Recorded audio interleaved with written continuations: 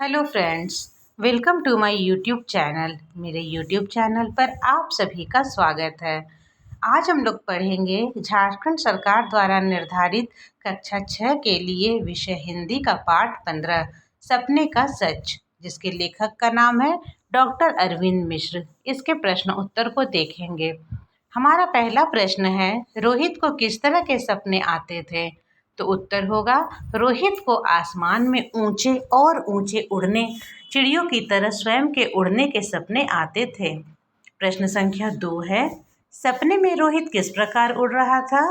तो उत्तर होगा, सपने में रोहित हाथों को चिड़ियों के डैनों की तरह फैलाते और सिकुड़ते हुए उड़ रहा था और आगे बढ़ता जा रहा था। प्रश्न संख्या 3 है, मनोवैज्ञानिकों की राय में लोग स्वप्न में क्या देखते हैं? तो इसका उत्तर होगा, मनोवैज्ञानिकों की राय में लोग वही सपना देखते हैं जो वे चाहते हैं, मगर वास्तव में अपनी चाहत पूरी नहीं कर पाते। प्रश्न संख्या 4 है, मेंढकनुमा जानवर कहाँ का प्राणी था? वह जल के अंदर क्यों था? तो उत्तर होगा, मेंढकनुमा जानवर दूसरे ग्रह का प्राणी था, जहाँ केवल जल ही जल था और वह जल के बिना जीवित नहीं रह सकता था, इसलिए वह जल के अंदर था। प्रश्न संख्या 5 है, दूसरे ग्रह के वासियों का दल धरती पर किस लिए आया था? तो इसका उत्तर होगा, दूसरे ग्रह के वासियों का दल धरती पर यहाँ के जनजीवन का अध्ययन करने के लिए आया था। प्रश्न संख्या 6 है, पाठ के आधार पर बताइए कि दूसरे ग्रह के प्राणी अंतरिक्ष में किस प्रकार भ्रमण कर लेते हैं? तो इसका उत्तर होगा, दूसरे ग्रह के प्राणी एंटी ग्रेविटान तरंगों की मदद से अंतरिक्ष में भ्रमण कर लेते हैं। प्रश्न संख्या 7 है, मेंढकनुमा जानवर ने अपने बारे में किसी दूसरे को बताने से रोहित को क्यों मना किया?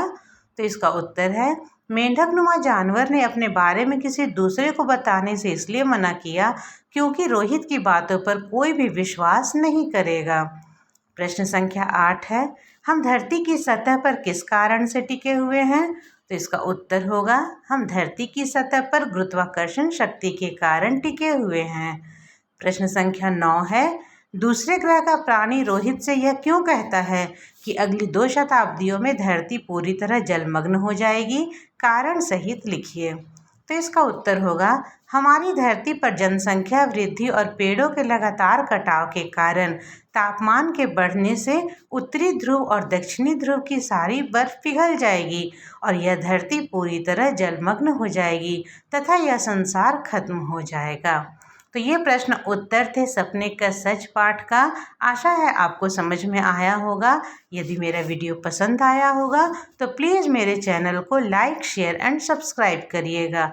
मिलते हैं अगले वीडियो में, तब तक के लिए धन्यवाद।